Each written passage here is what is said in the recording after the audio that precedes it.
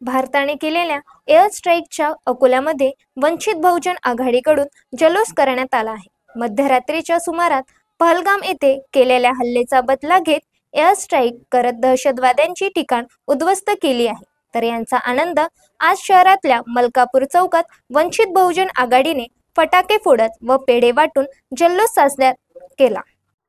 पाकिस्तानाने जो पहलगाम मध्ये हल्ला केला पर्यटकांवर आणि आम्हा महिलांचं सिंदूर पुसण्याचं जे काम केलं त्याचा बदला म्हणून जे भारतीय सैनिकांनी आज जे रात्री जे आपलं ऑपरेशन सिंदूर राबवून जे त्यांचे अड्डे उद्ध्वस्त केलं याबद्दल मी भारतीय सैनिकांना मानाचा मुजरा करते।